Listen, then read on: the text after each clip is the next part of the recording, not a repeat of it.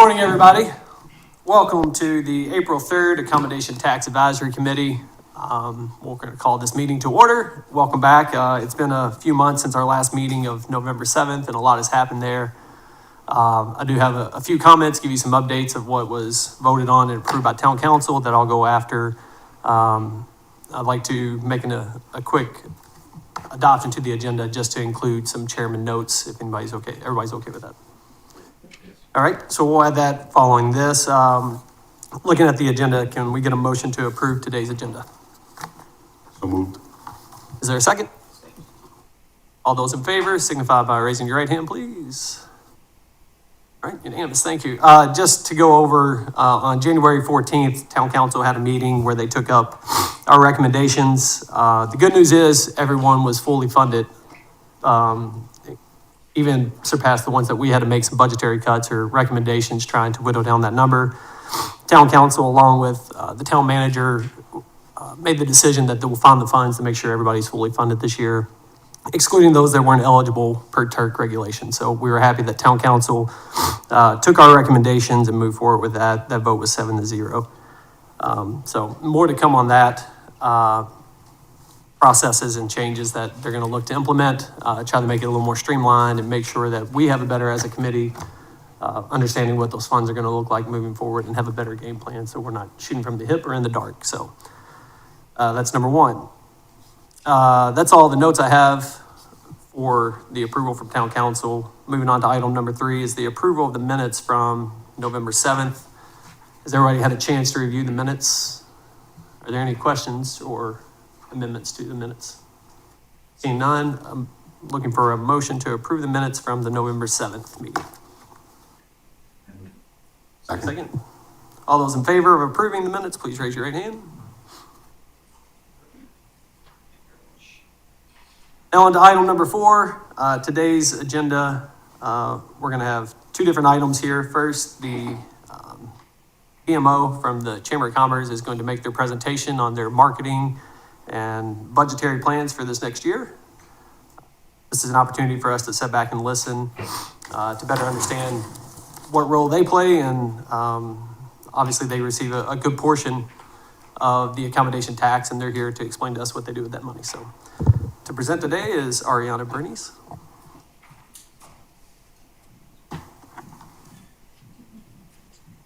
yes, ma'am. Is there right here? Okay. Thank you so much. I appreciate it. Good morning, everyone. My name is Ariana Bernice. I'm the Vice President of the Visitor and Convention Bureau for the Hilton Head Island Bluffton Chamber of Commerce. I'm joined today by many of my colleagues. So if there's questions after or during the presentation, we are all here to answer any questions, again, that you might have. Okay. So today's presentation will go back from where we've been. I should say we're going to start off with what the DMO does. I know we haven't met in quite some time. So we'll go over just a quick overview of that, and then we will dive into how we performed in 24 based against the metrics that are living within our contract, and then we'll look forward to see what fiscal year 26 is going to look like. So as the DMO for Hilton Head Island, how do we approach tourism? Well, we look as a cohesive effort of aligning with the town and taking into consideration the town's 20-year comprehensive plan.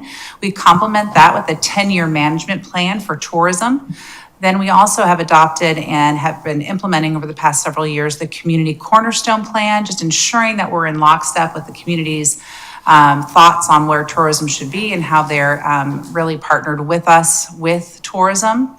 We have an annual strategic marketing plan, and then also our my colleague Charlie Clark runs a annual community survey, and we also reach out to all of our visitors and ask them to take surveys as well. So again, you can see a comprehensive approach to ensuring that we're engaging and also understanding the sentiment regarding tourism to the destination. We are a welcoming world-class community, embracing nature, culture, and economic vibrancy for residents and visitors. That's the vision that we take out when we do our out marketing efforts. But there's always a mission behind our efforts to stimulate the regional economy while enhancing the quality of life for all. Several years ago, we held hands with the town to understand how we best can partner with the community, knowing that tourism is our number one economic driver. In doing so, we agreed upon and have charged forward with these 5 pillars that you see in front of us. We always have been a wonderful, beautiful island destination with beautifully renourished beaches every 10 years, and we know that it is a destination of choice for so many here domestically. That called Hilton Head Island home year after year. To ensure that we have sustainable tourism going forward, we have aligned to pull forward other efforts and attributes that we know align with our community's love for this destination, also that we want to invite visitors in to love this destination for these reasons. These 5 in no particular order are ecotourism, history, arts and culture, recreation, and wellness. When you look at who we're targeting, it's a mixed grouping of efforts here. We lean into our visitor profile study, which is done by the Office of Tourism Analysis at College of Charleston. And we look at who the decision maker is. We look at this on an annual basis. The decision maker in the household, it fluctuates from year to year. And for many years, we've seen as a trend that the female is predominantly the decision maker in the house when it comes to booking and making the decision to go to the destination of choice. But over the last couple of years, we've seen a trend where it's a really shared decision. And so we're interested that we saw these numbers come through this year, again, showing really 50-50, give or take a percentage point or two, that it's a shared decision in the household. And we have to also take in mind that kids are also becoming a big consideration when they're making that decision as well. The children are chiming in and saying, this is where we'd like to go back to or experience for the first time. So again, a collective group decision. We always are targeting that 150 to 250,000 household income affluent traveler. We're targeting someone in the family who has an undergraduate degree or higher, that has a propensity to travel, and is willing to stay on average 7 nights. We put in some bright colors because it's smaller print, but what I can take away for you on this is that to my left, you are right, the age distribution is, and this is why I went to go back and get my glasses, is really coming in on the 25.5%, which is that 40 to 44 age range. And so you'll see that we'll go up in age as we go around. So you're kind of seeing, if you're looking at the disbursement of age, and then the trend over year, you're going to see that has swayed a little bit. Usually we were closer to the blue or to the purple portion of the wheel in years past. And so you're seeing that younger subset of age distribution is really taking a lead here just for this past year. And then income distribution, when you're looking at our target of 150 to 250,000 plus, how are we doing? We're really looking at that 22 green portion on my right, your left. Of that 149,000. However, we are working hard, as you can see, on the 9.7%, which is just above the green for that higher income bracket.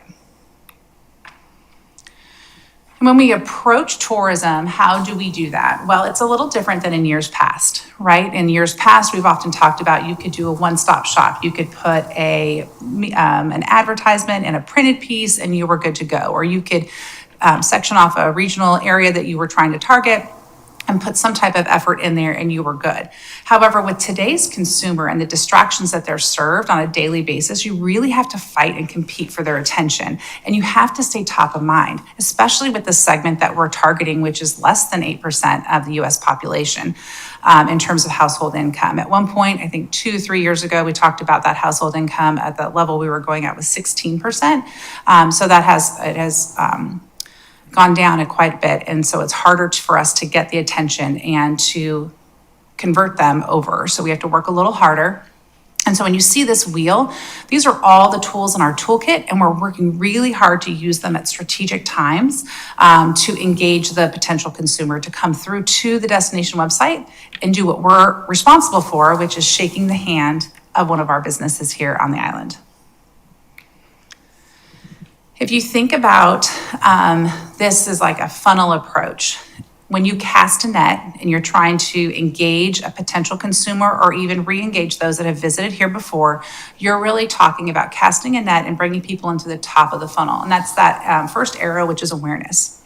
And so if you imagine each one of those arrows as an opportunity to engage at a different type of messaging, or the consumer in each one of these portions of the funnel or arrow are thinking differently about tourism. Someone up at the top of the funnel, which we're calling awareness, is really just exploring. I want to travel this year. I have a family. I'm interested in taking a trip. Where do you want to go? And we're serving Hilton Head. Have you thought of Hilton Head?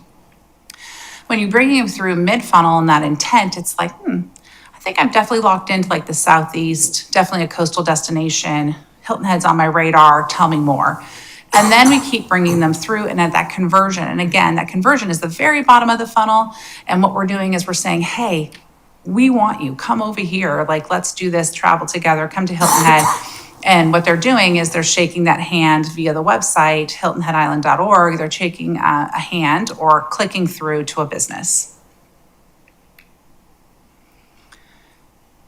So if we're taking all that we just talked about and looking back, how did we perform in 2024 in terms of using all those tools in the toolkit we were just talking about, and also looking about how we are measured in terms of success against our metrics within the contract. We're going to present a few metrics for you. And one of the opportunities that we have been talking to with town council, as well as other town staff, is we will present just the initial numbers for this past calendar year, but then we will also on the next slide and subsequent slides going forward, when we present a metric, it will go year over year. So you'll get a 5-year run. So for 2024, how did the website do? HiltonHeadIsland.org. This is our virtual front door, welcoming all the visitors or potential visitors that we have that want to come to the destination. We had over 3.3 million visits, and then partner referrals. The click out to the partner, 1.5 million. And if you look here, hopefully with the brighter colors, it's easier to see. My right, your left, you'll see 2024 where we had the 3.3 and then the 1.5 million. And you can see on average, every year what we're able to garner in terms of visits to the website and then handshakes out to partners. So if you look at just the visits to the website, we were up 3% to the prior year. And if you're looking at links out to our members and to our community, it was up 25%. Social media for Hilton Head Island. As you know, there is a love for our destination. Many of our visitors across the country and the world don't have amazing weather like we do for most of the year. And so they look into the destination for inspiration and to find their happy place, which so many call home for over, 7 nights or 6 nights, 7 days. And what they're doing is they're dreaming, right? So don't underestimate the power of social media. We're going to be leaning into that quite a bit in the coming year, fiscal year. And our audience right now that we're engaging across all platforms of social media is 357,000. And again, the session's at 435. So what does that mean? Well, anytime you put a turtle video up there, people go crazy. So it's really helped, but in all seriousness, people are really leaning into the 5 pillars that we've put forward. And so when those pillars are up and we're really putting them forward into engaging content, and the reels and the videos that you're seeing perform so well on a quarterly basis, those are really tying into these numbers that you're seeing with engagement. So again, when you're looking back at social growth for us, that's up from 23 to 24, we're up 3% in our organic following. So Charlie Clark and her team work very closely with Weber Shandwick to garner all of this earned media for us. So she's working on a regular basis, and she's here to answer any questions that you might have regarding this, but she is working with Vogue and Southern Living and Travel and Leisure, so on and so forth, to ensure that people have Hilton Head Island top of mind. She's going out, creating relationships, and working very hard to ensure that editors at these publications, both on the print and online side, are really understanding of all the nuances, the 5 pillars that we're talking about, and she's garnering those earned hits, which you're seeing here. We do have the one printed piece for the destination. And as you remember, years ago, it was a digest size. And when we first started thinking through what is the next iteration for this book, It was kind of, we had all the conversations that you can possibly have about a printed piece. And we decided to really lean into the coffee table book and really have a piece of real estate that someone would, from a fulfillment standpoint, would order or request. It would be fulfilled and it could live with them in their house and be a reminder every single day. It is a piece that we take a lot of pride in, but we do monitor very closely in terms of how many pieces that we are asking to be created and then how many are actually fulfilled. So as you can see, this past year, we had 58,000 fulfilled, and we have adjusted our ask for this year's book coming up to be more in line with where we're seeing numbers. But how is this book distributed? So you can go online and you can request this book. You can also walk into our offices and have it fulfilled there with you. It's at all the state welcome centers, AAA offices. Again, you can email, phone, or walk in. We take it to all of our trade shows and events, as well as take it to all of our media and public relations initiatives. It really does help us tell that deeper story, and we really touch upon the opportunity to dive deeper into those 5 pillars.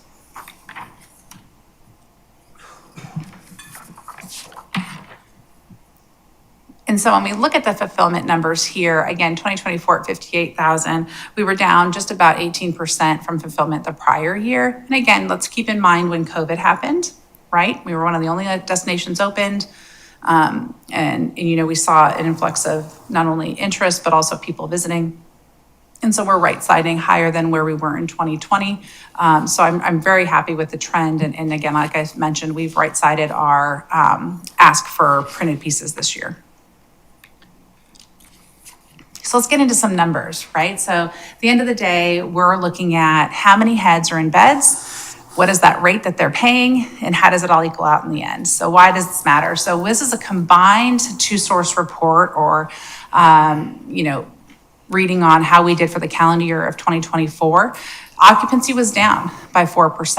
ADR was up by 1%. It did kind of flesh out to be that RevPAR was down, but what we're seeing here is that those efforts of ensuring and maintaining higher desired daily rates and getting people who having less people here, but having a higher rate is really kind of the conversations we've been having. So it was interesting to see that this year.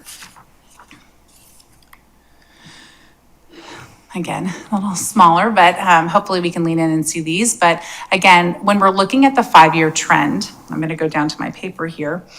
From an occupancy standpoint, year over year, we're down about 4% in occupancy. We're up 1%, as we mentioned, against last year in ADR. And that equated to down 3% for RevPAR.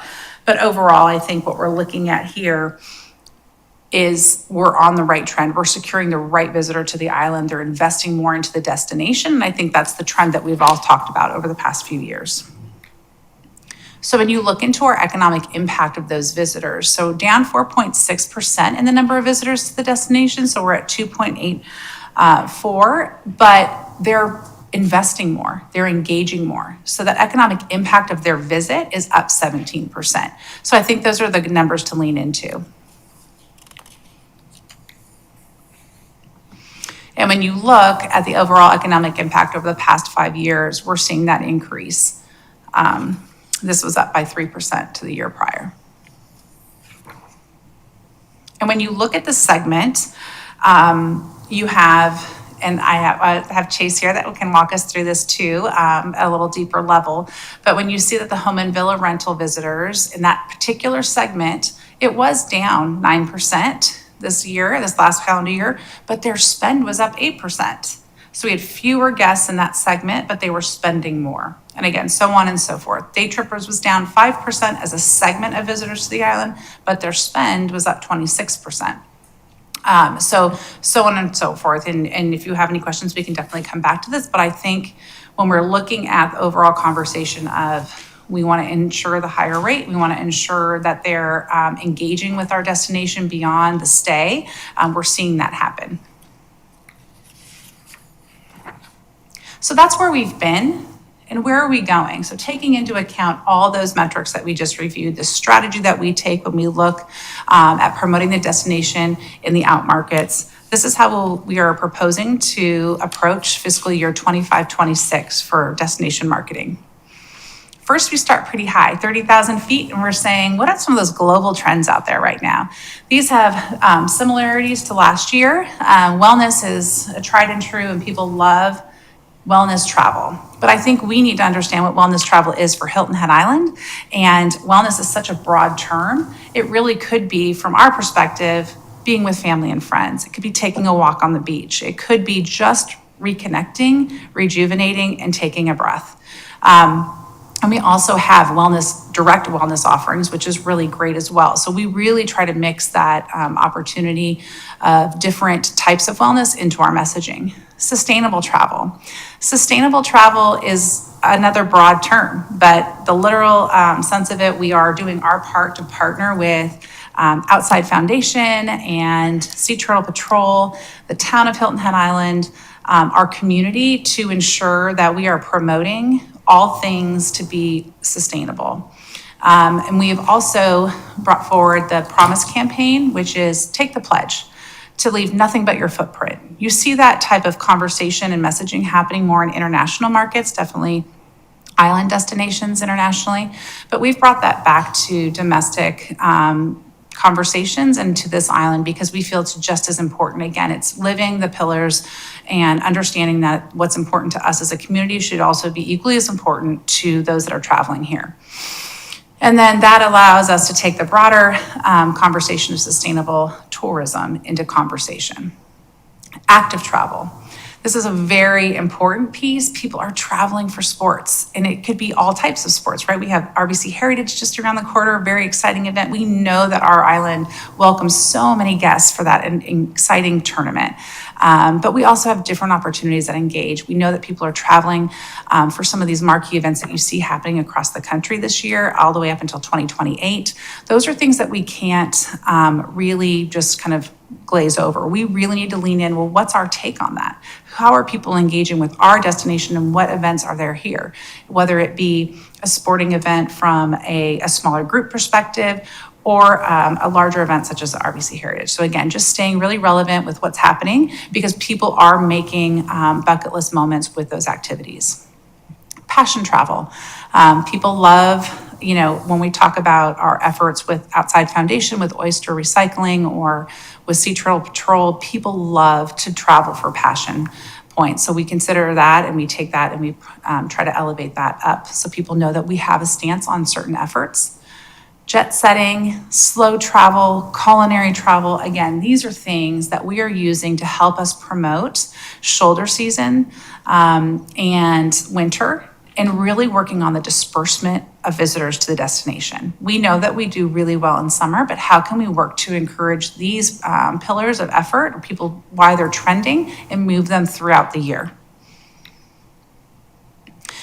We've aligned in the Marketing Council as well as with the town to understand these are the destination goals. These goals are similar, I should say they're the same as last year, but what they're giving us is an opportunity to really stay steady and focused on how we're working to ensure the longevity of tourism for this destination. So within each of these goals, know that there's different initiatives or efforts, but that we're taking those into consideration, reviewing them every single year with the Marketing Council, in which the town participates in and sits on. So we have brought forward the same 5 goals, but again, they have deeper initiatives and efforts tied to each one of them.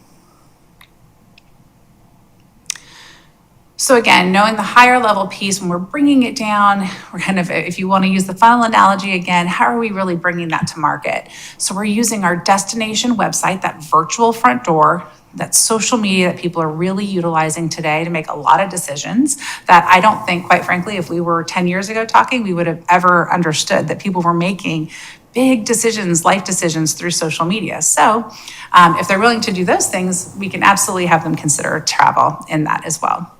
Digital advertising and media partnerships. How can we use a rich audience that lives on a potentially a different platform or a different medium and use their engaged audience to help spread our word? Public relations, again, I've spoken about Charlie and her team.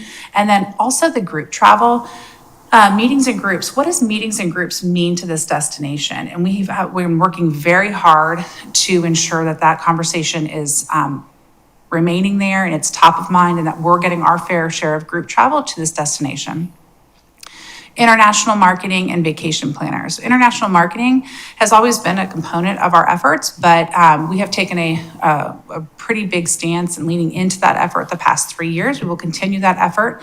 And it really does help fill our fall and winter seasons. And it's a great time to visit Hilton Head Island, as we all know, and that vacation planner.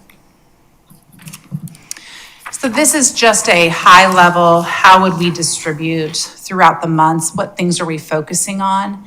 As you can see, there's a content themes, and we're thinking about how we can talk about the destination. How does all this pull through the common thread of our 5 pillars, but also support our community and all of the partnered efforts with different events that we have in timeframes of what we know we celebrate.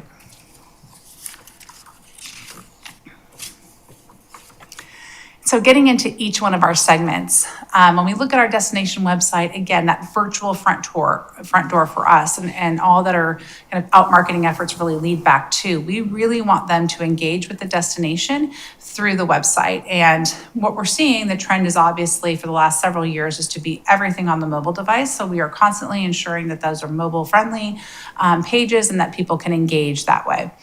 But really how they're getting there, amongst other touch points, really is that or social media. So we're really looking to engage with rich content, bringing them back to the website so they can read a little deeper.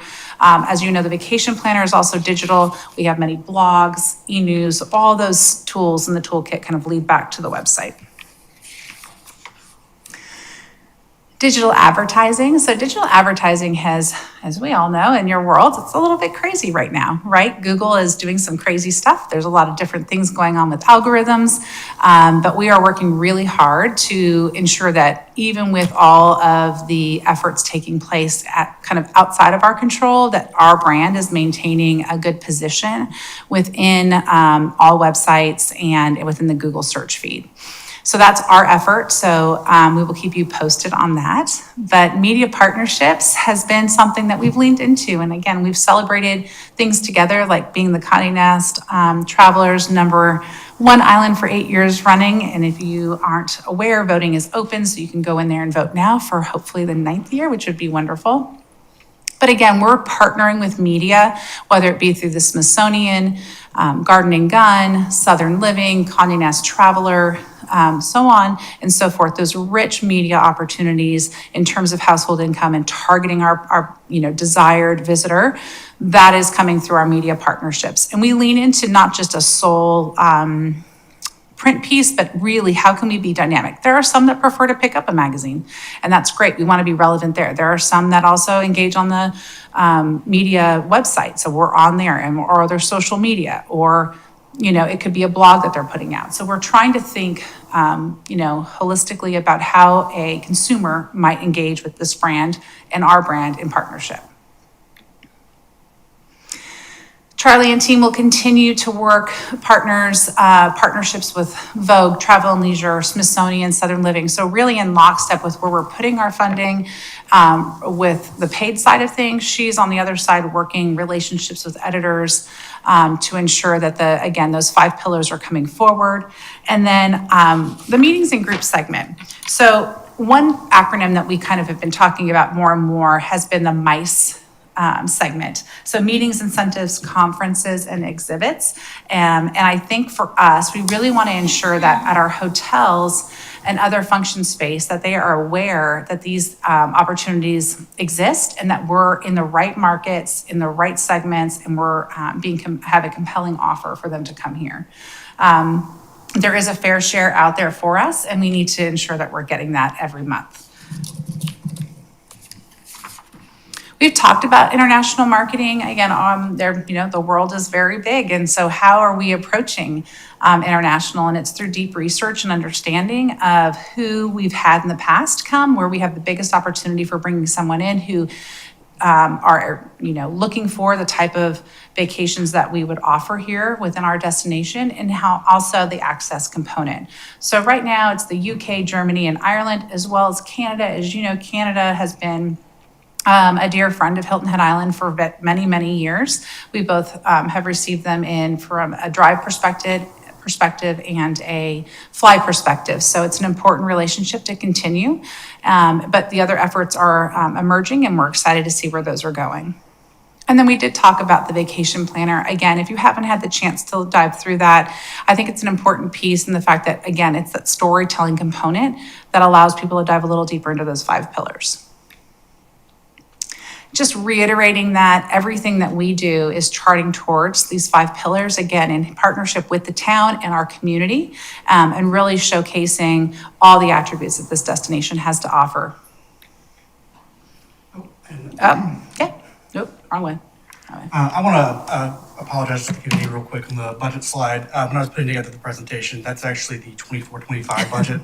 I'll make sure, the corrected budget is in the marketing plan, the full marketing plan, but I'll make sure after this meeting today that the amended version is provided to you. So do you have the one pulled up for you? Is that the other one? Oh, I don't Oh, know. you don't have it, okay. Okay, well, I don't want to go to the slide and showcase the wrong numbers, so can I answer any questions for you? Very much. Yes, Any questions thank from the committee? Yes, sir. When you're looking at group travel, would a bona fide event space on Hilton Head assist towards attracting more group travel to Hilton Head?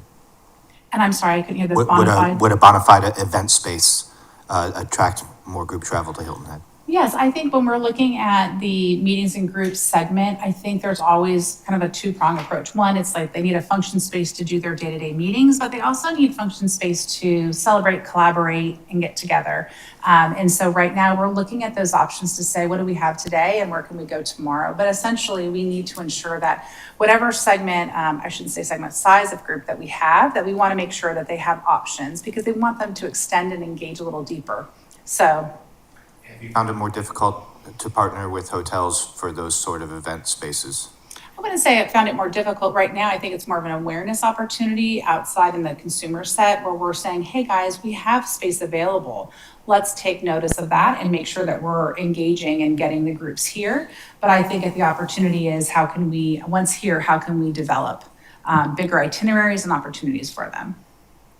Also, since revenue was up 17%, but tourism was generally down, so they're spending more, so the average tourist is spending more money. Part of that is inflation, I'm sure. But watch your eyes, I apologize. I'm just going back up to the revenues. break it down, where do you feel that they're spending that money? We have go ahead, I'm sorry. Yeah, so it kind of depends. We have a software we use called Placer and a software we use called Zartico that can kind of track visitors a bit more specifically. So the largest component of what they're spending on is still lodging just because that's the most expensive, but we're seeing an uptick in what they're willing to spend at restaurants, what they're willing to spend on recreation. If they're coming and they're, doing a couple golf rounds or maybe renting some bikes or something like that. So really, we're seeing a lot of uptick in people wanting to eat, which I'm a big fan of as well, and then recreation around the island and retail as well. And we have the breakdown within the visitor profile study. Yes. That we can, and I believe it's in your packet. If it's not in the packet, it's in the marketing plan and we can resend it to the team so you can see that breakdown. I'd be interested in seeing how much golf revenue, et cetera, has gone up in comparison to entertainment and cultural sources. Right. Oh, that's great. Good point. We'll make sure that you have that today. Yeah, those are great. Those kind of where my head was too on the group travel side of it. Over the past several years through a pandemic, that obviously shrunk. You didn't see a lot of group travel or corporate events happening. Have you guys seen a trend of those events happening more and more often, or groups or corporations more willing to have corporate events in destination markets? Right. I do think it is coming back. I don't think that it's at where it was prior to the pandemic. I think right now what you're seeing is, yes, people are meeting again. People are coming back out. There is always that component of hybrid, right? Or an adjusted itinerary. But those who are choosing to travel, again, it looks different within each segment. Corporate segments look a little different today. They might have a few more restrictions on them. However, when you look at maybe the Smurf market, or you look at, people traveling for reunions or fraternal purposes, that looks a little different because it's their choice.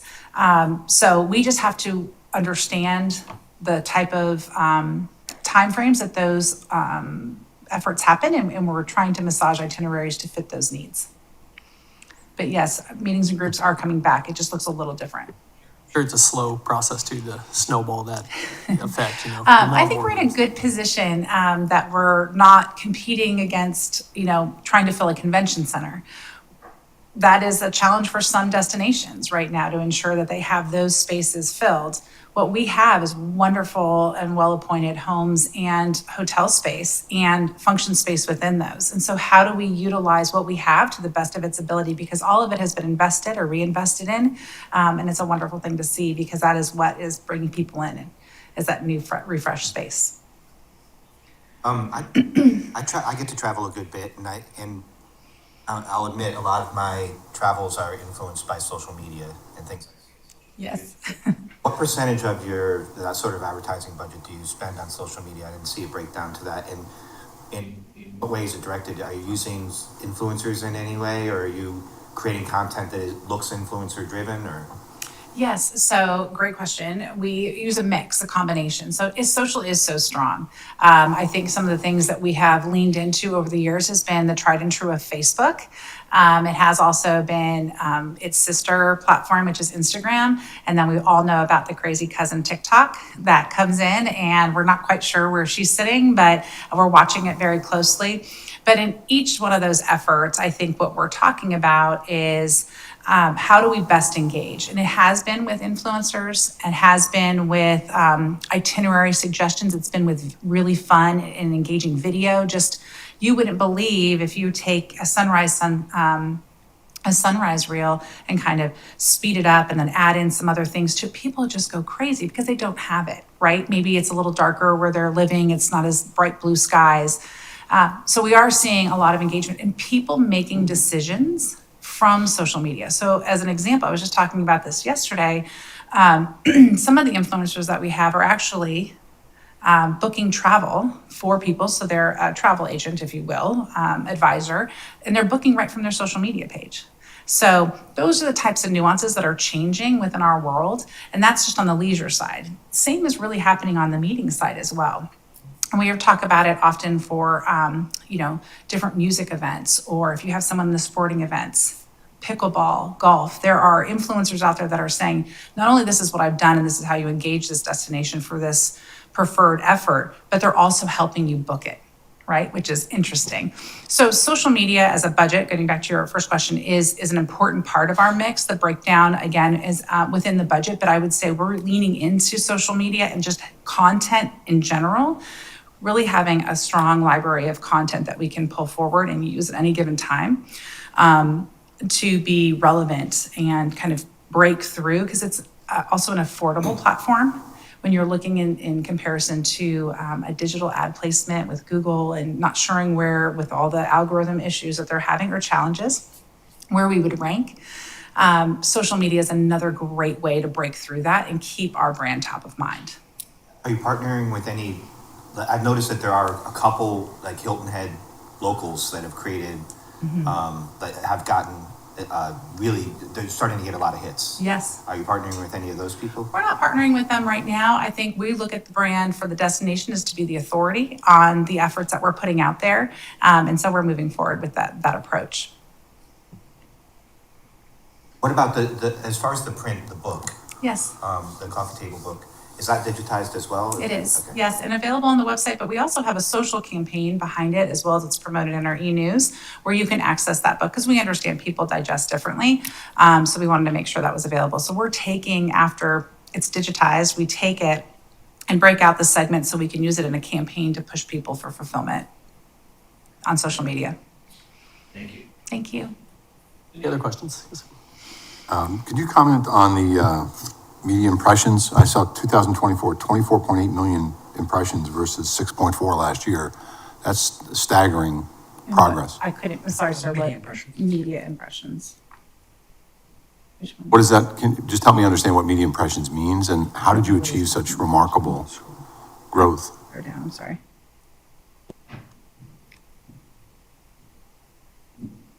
Is that the one? I'm sorry. I didn't say, it's media, I couldn't hear, I'm sorry. Yes. can hear Charlie back there. Hello, everyone. I'm Charlie Clark, and I handle public relations media on behalf of the destination. Media impressions can range in years. They can fluctuate greatly based on what the media is. For example, if you're looking at a year where you had the Today Show and what that's going to bring you across multiple platforms, because you have to think, for example, it's not just the viewers watching the Today Show that morning, it's the lead up. It's Al Roker's social, it's the Today Show itself, it's social media, it's digital. So it just depends, and we're very watchful and mindful of that. We always work closely with Weber Shandwick, our PR firm, to ask those questions. What's the difference this year? What's the difference? What's making this spike? What's making this not spike? And they can give us those reports.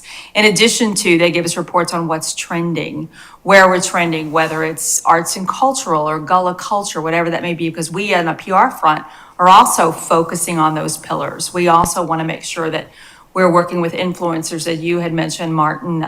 It's a very specialized field, which is a good thing for us in many ways. They don't call them influencers for nothing, so that's factored in as well. I'm happy to get that number for you if you'd like. I'm happy to get you the why on the number switch. I'm just curious as to how you help drive that number, because that's a remarkable.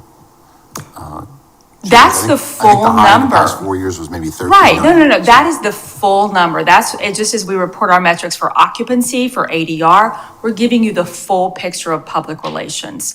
We have our public relations firm that we work with, in addition to every hotel on the island, the major oceanfront resorts. I've just spoken with 3 of their PR firms in the last week. We all work collectively together to drive those numbers, to drive them organically, to drive them intentionally, and making them, but Weber Shandwick does have access. I get it this morning. I looked at it this morning, every single morning in my inbox, far beyond what you might see on Google Alerts. If you so much as mention Hilton Head Island and Breathe at the same time, we're going to know about it.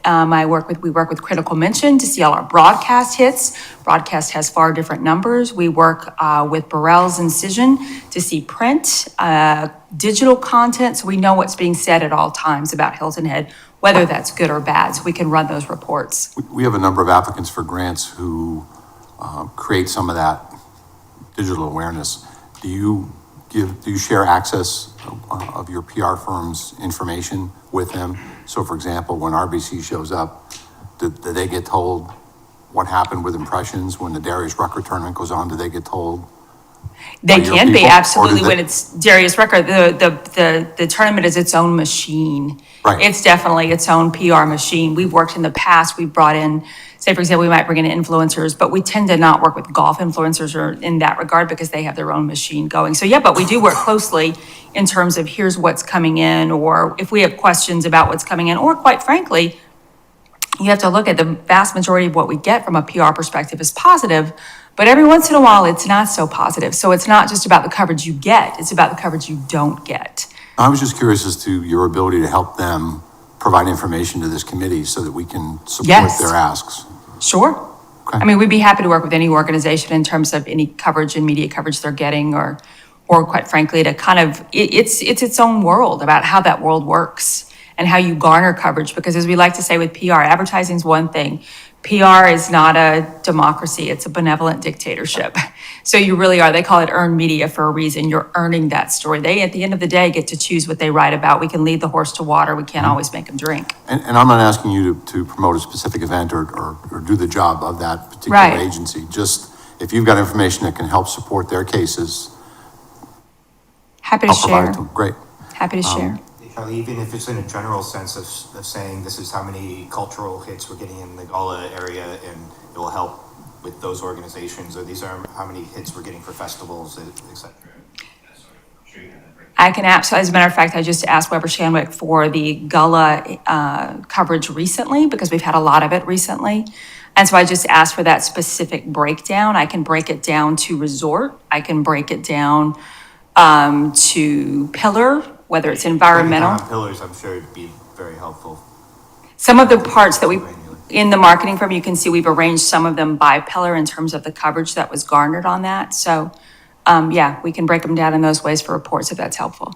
Not to put more burden on the town folks, but if you could share some of that with them so that they could then give it to some of these agencies, that would be very helpful. Okay, great. And in addition, just where you see some spikes in coverage of certain areas, that might be helpful information for them to deal with.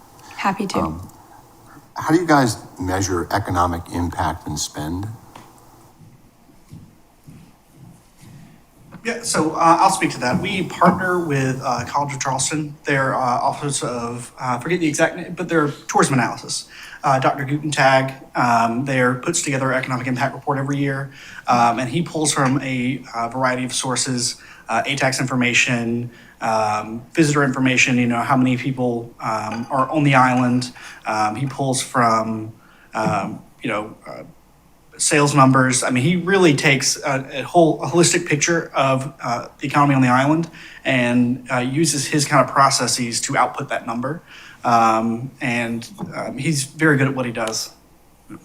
You're using the same person or firm and algorithms as you have in the past, so it's apples to apples as years go on? Yes, we've been using Dr. Gutentag now for, 5 or 6 years? 5 or 6 years, Yeah. yeah. Prior to that, we were in partnership locally, but that department disbanded, so we weren't able to utilize them any longer.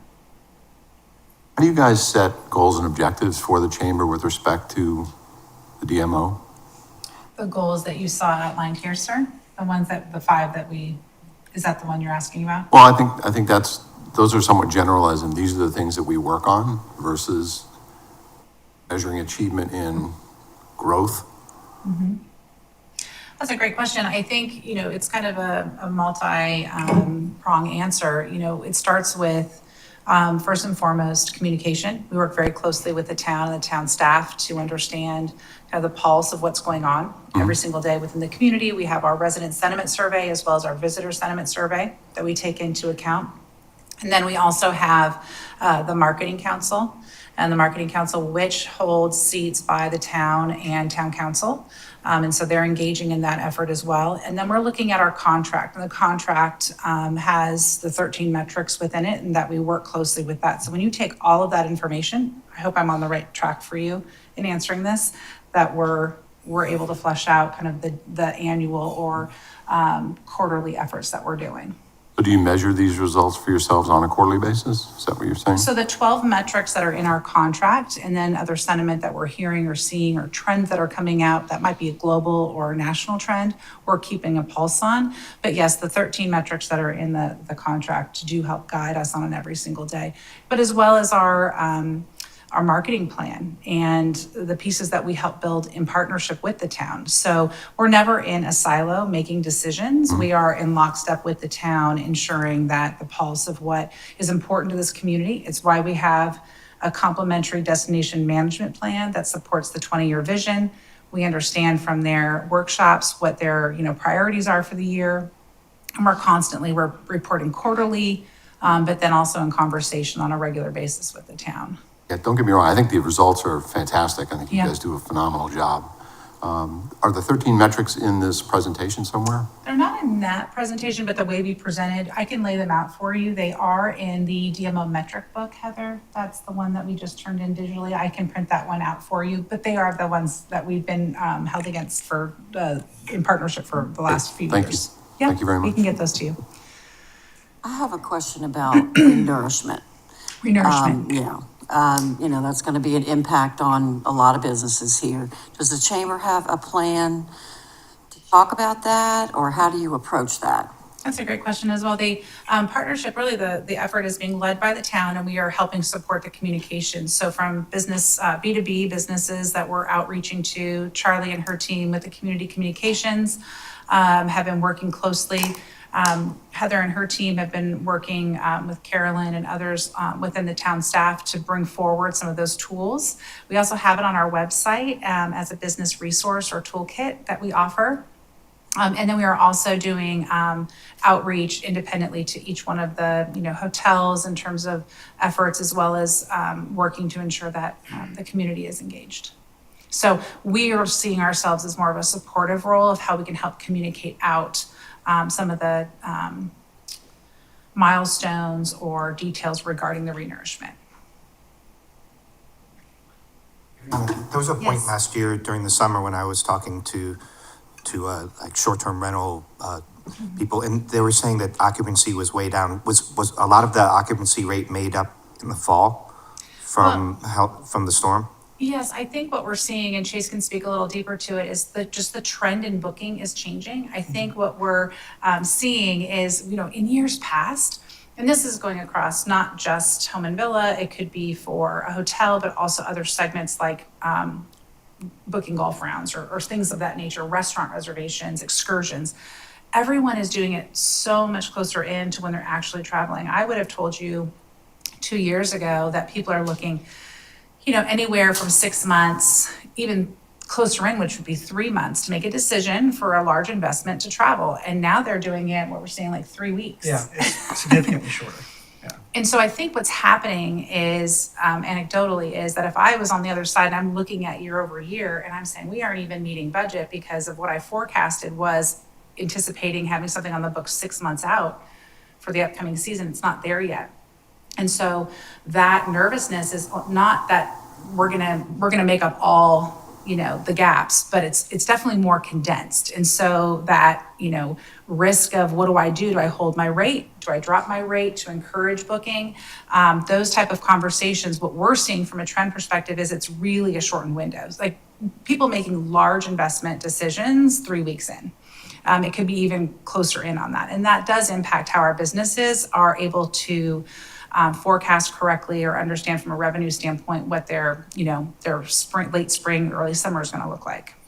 Is there a big difference in that age demographic this year than you've noticed in other years, or has it been trending that way? Just the fact that it seems like around 45% of the people between 30 and 44. Right. This is a snapshot. I don't know if you want to talk Yeah, about the so snapshot. I'll kind of speak to that. So the visitor demographic information that you see in this presentation in our metrics book is based on the visitor profile study that College of Charleston does for us every year. As a survey, obviously it has some drawbacks, the biggest one being that you're only going to get responses from the kind of people who fill out surveys, right? Obviously that's a little bit self-selecting, and it is an online survey, so the kind of people who are filling out the survey are going to skew a little bit younger.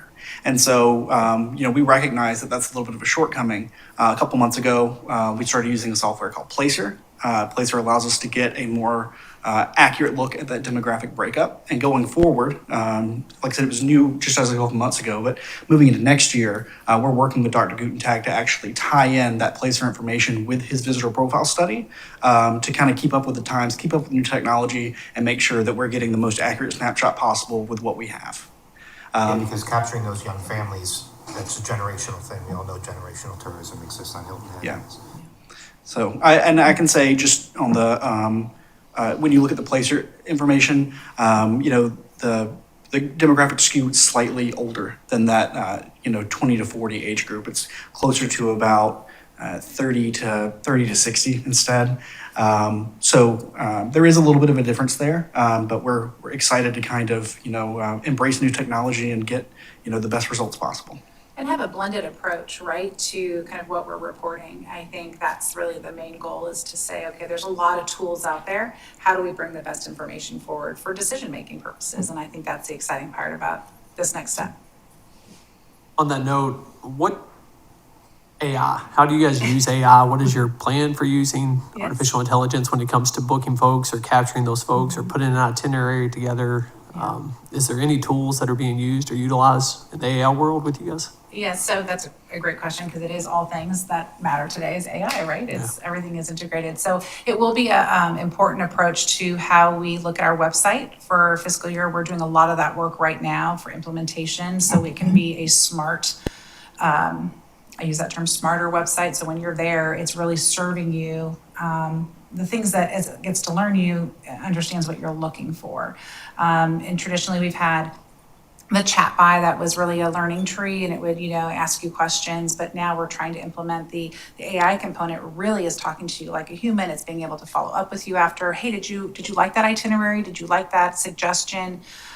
Looks like, you left, but can I offer you, we have some really great offers coming up in the next few weeks. Are you interested? So taking that component of where it was a little bit clunkier, a little more technical, and putting it in to make it more humanized, I think is what AI is going to elevate and bring forward for the destination, at least within the website component, which I'm really excited to see. Do you have any time frame for enacting that? Or somebody can go on and have like a full-on conversation with the AI and asking about. I hope it's that we're looking into how deep we can go into it. We are doing all the preliminary steps right now, and with approval of the budget, we're hopeful that we can implement that to start with July 1, when the new funds begin. Speaking of the budget, when did you say those numbers? Did we receive a copy of the good Yeah, budget? Is it in? Yeah, so It's what the deck we got yesterday? the correct budget is in the full marketing plan. Okay. Just when I was putting together the presentation, last year's was still included, and that's my bad. But as soon as we convene today, or in today, I'll go immediately back to the office and correct that and make sure you get the amended That's fine. I think I presentation. saw that. I just didn't, as we go forward and we discuss this and make our recommendations, making sure that we're recommending the actual budget. Yeah, that's my fault. I apologize. No, it's okay. Yeah. It happens, so. Donna, have you had to change your strategies relative to these new trends? I see that we're down, a number of visitors has decreased. I think it's for the second consecutive year in small numbers. But RevPAR's up and economic impact's up, so it's inflationary, right? And then this booking window you spoke to is, we all experienced, people are making decisions on short. Are we making attempts to reach out to drive market people? Are we reaching out, have you changed strategies to reflect what the current market conditions are? Are you able to be that nimble? Yes, and I think that's what being digital first approach has allowed us to do, right? So it's, we actually meet on quite a regular basis to look at prior performance for the last 2 to 3 weeks and how are we adjusting going forward. And we're looking at where they're also engaging with us in that conversation. Are you just trying to learn about the brand? Are you trying to make a decision and we need to talk to you a little differently? We're trying to be nimble in that approach as well, because it's not one message blanketed across, these platforms or these tools in our toolkit. We're having to be pretty strategic. Digital and social, same, we're trying to utilize those tools more because we can be nimble in them. And I think as we try to understand the fluctuation that's happening within that booking window, it allows us to do that, to your point. And it's going to be necessary going forward. There's a lot of big things we're looking to do, right? We're trying to engage consumers at 3 different points in the travel process. We're trying to reach a very small subset of the US population and beyond. And we're trying to reach well above our budgeting efforts to say, hey, recognize us, keep Hilton Head top of mind, and cutting through maybe other destinations nearby who would want that same traffic or same visitor to their destination. We're trying to compete for them. So in that continued mix of efforts, we're looking to say, how can we be nimble? How can we be most relevant? And what's going to make sure that you choose Hilton Head over another destination? So it is something that we keep on top of mind, and we're working in lockstep with not only our partners, but internally to make sure that we're making the right decisions. I'm also finding that the group travel, which has come back, right? Has it come back with maybe who used to travel with 72 is now coming with 44? They're smaller. They're definitely smaller. So again, it looks a little different, just as if when we're out traveling, I know that travel doesn't look the same, right? And when you're in a city setting, cities look different today. All travel looks a little different post-COVID. And I think meetings and group space is no different, right? We have to understand the nuances. What does versus 72 people you used to bring, what does 40 people look like now, but also having a virtual component, right? That's important. And so thinking through with our partners to say, are you not only able to host these 40 to 45 people, but also ensure that from a virtual standpoint, their team is connected? And have we done the work and ensure the infrastructure to ensure that's happening, right? So there's so many other business components to that, but we're working behind the scenes to make sure that partners are, 1, aware of the trends, 2, able to flex to where they need to flex, and 3, how are they now in partnership with us approaching this meeting and group segment? Yeah, I guess I'm thinking as a DMO and as a community, if we embrace that change in the market to the extent that we are the ultimate place for more intimate, smaller gatherings versus trying to aspire to be something we currently aren't doing as much. Yes. logical, I guess, right? Yes, and I think the reinvestment into our properties has shown that they're ready, and I think that's a really exciting thing to see. Because, it feels so good to be able to bring that new refreshed product back out to our partners. So it's really, a great job by the community and the partners have making that reinvestment to their properties, and all their touch points. That's been great. Any other questions? Thank you very much. Thank Beautiful you. presentation as always. Thank you. Yes, I appreciate your time. In years past, following this presentation, we've gone around, had some discussion, and then we take a motion for a recommendation to move this forward to town council. I'd like to open it up for discussion if there's any discussion from the dais here. General comments? And none, I'd be looking for a motion for a recommendation to move this forward. Motion to recommend. Second? All in favor, please raise your right hand. Very much. That brings us to item B under new business. This is a consideration and approval of the revised calendar year for 2025 that was sent out in an email to us. There were a few things to discuss, and I believe we have some town staff that are going to come up and discuss this one with us. There's a staff memo that was sent out as well as to why we are looking to make some changes to the tentative schedule or the schedule that was approved on November 7th. Talk on that. Thanks for coming up. Thank you all for having me today. And this is my first time up here, so Welcome. thank you. I'm excited to be here, excited to be part of town of Hilton Head. We've enjoyed vacationing here for many years. Come from the Outer Banks of North Carolina, and this is a beautiful place you have, so excited to be here. So we do have a couple revisions to the calendar we would like for you to consider. One of the main reasons is we are looking at doing some ATAX policy revisions based on feedback from you as the committee, ATAX applicants, staff, just a variety of feedback. Based on that, we are proposing some revisions to the policy that we are submitting to town council. They will be reviewing that July 15th at their meeting, so therefore we needed to move your meeting after that's been approved. So that's why that change is there. Did you want me to go by each revision first? Just go over or both of keep them and going? then we'll discuss both. Okay. That'd be fun, sure. All right. And then based on that same feedback from applicants and you guys, we want to make sure we continue to invest in the applicants and making sure they have the best information to move forward with preparing their applications, understanding what we're looking for, understanding, their main goals, what they're looking for as well. And so for that, instead of doing the August meeting for applicant workshop, we decided it would be great if we could hold 2 applicant workshops, more like a true workshop where we're here. It's not an official ATAC meeting, but it would be a workshop for the applicants. And they could be here and we could work with them more one-on-one. Based on, we'd offer 2 different options, a daytime and an evening, and also 2 different dates for that. So it would replace that August workshop with actually 2. So we feel like we'd be kind of enhancing that a little bit more. So that's the reason for the second change. Great, thanks for the context. Does that help? We'll take up the first revision here.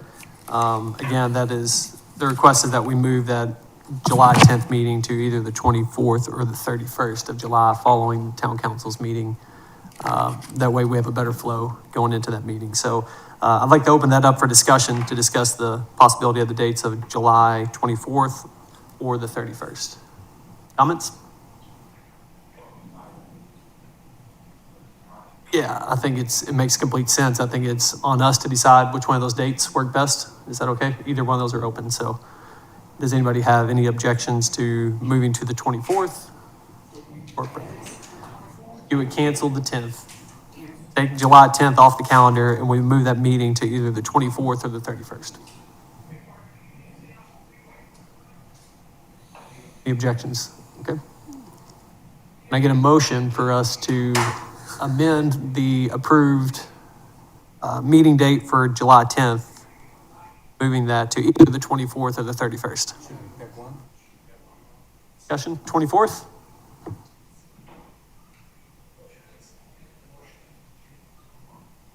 right, we have a motion to move to the 24th. Same time, correct? 2 p.m.? Yep, time stays the same, 2 p.m. on the 24th. All those in favor, please signify raising your right hand. We'll make a change. That meeting, our next meeting will be July 24th at 2 in the same location.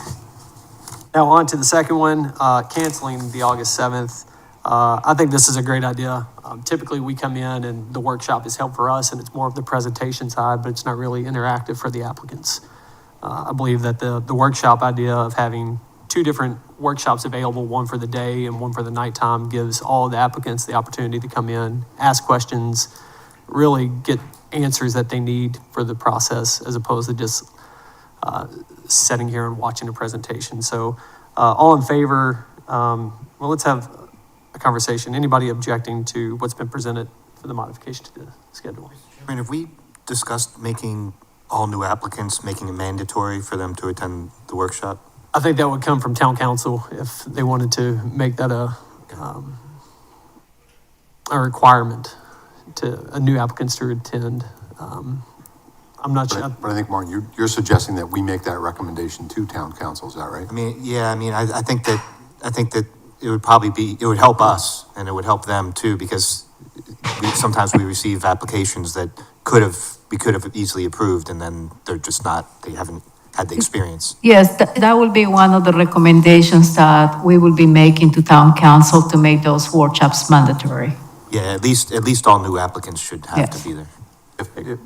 My thought though would be if someone has a legitimate issue with the data and can't make it, we don't want to disqualify that person either. But, so with town discretion, waive Yes. that if it makes sense. Yes, that's why we're having the 2 workshops. Are those workshops, it would be 2 different days, right? Yes. A day and a night for both? Yes. Okay.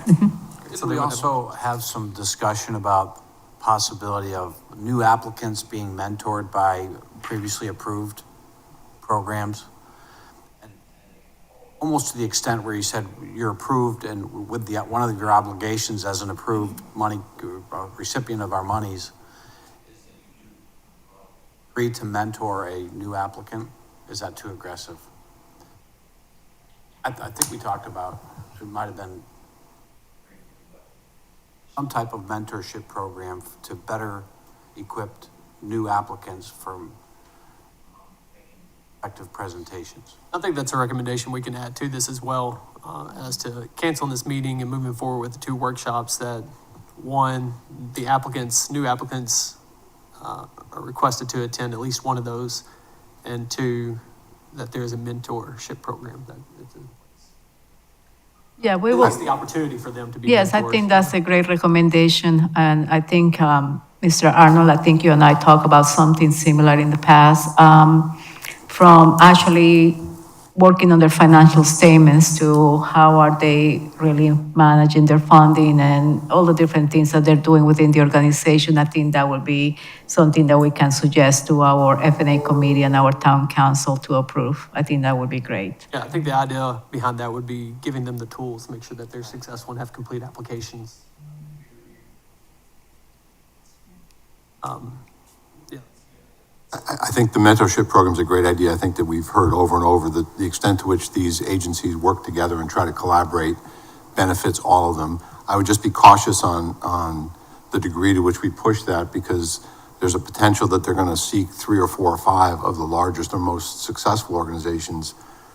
Some of them don't have countless hours to commit. So I think it's a wonderful idea and we should try to do it. We just don't want to I wouldn't want to burden 1 or 2 agency heads with 5, 6, or 7 of these groups that they mentor. So just to be thoughtful about that. We can make that, and this is a question for all of you. It could be an option. If somebody is looking for some kind of guidance and mentorship, that would be an optional thing, rather than making that mandatory.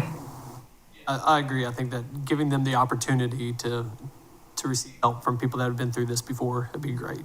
I think it's Certainly not requiring them to do for a limitless number of requests. Right. Or requiring them. That would be crippling. Right. or requiring an applicant to do it. I don't think that we should. It's a process, right? So if we make the recommendation that they start doing this, maybe 3 years from now, it'll be much better expanded and much more in use. So at least, I think it's a great suggestion to start. I mean, ultimately, it helps some applicants that don't want to hire a consultant, because a lot of people hire consultants to get all this information together. So it will help people that can't do that. Okay, back to the consideration of, I'm looking for a motion that we go ahead and cancel the August 7th meeting in lieu of the workshops proposed by town staff. Do you have dates for those, or I just leave that don't, open? do you have set dates on those yet, or for the workshops?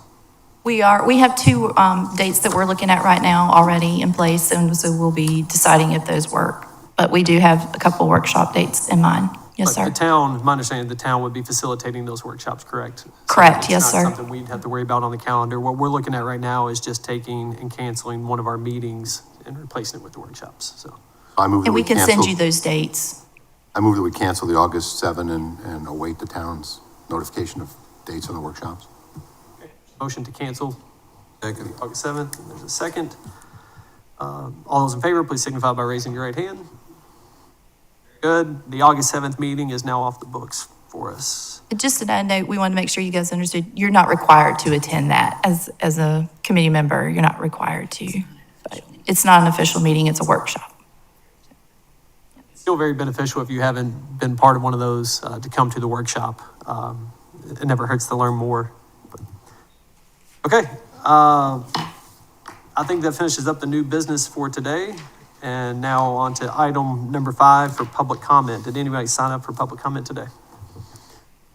No, sir, we don't have anything. Okay, well, I want to thank the committee for your work in the past several months, year, to put our recommendations forward and have those approved by town staff and town council. It's been a fun 6 years for me. This is my last meeting. It's been fun working with all of you and town staff. I appreciate all the presentations you guys put together for us and the packets you do for us. So much appreciated. It's been very rewarding to serve on this committee, to learn more about the town than I ever knew existed. You know, I started coming here when I was in college, and now I have a family here, and it's been a joy to learn more about what the fabric is that holds this community together. So thank you guys very much. Any other comments? Yeah, I want to thank you for all the work that you've put into this for the past 6 years, and for being chair the past year, and also for your presentation to town council in January. I thought that, given that how you were drilled, that you did a fantastic job. So Stephen, thank you very much for all you've done for this town and for this subject. You're welcome, and happy to do it. Thanks. Very much appreciate it. That was an hour and 12 minutes of getting drilled. I'm glad I wore my good shoes. I also want to say on behalf of the town and on behalf of the staff, thank you. Thank you so much for all your contribution. And you have made a big difference to this community and also the whole committee. So thank you so much. Thank you. You're going to be missed. Also, I want to say thank you to Shanna. Officially, she's also transitioning to a new role within the town.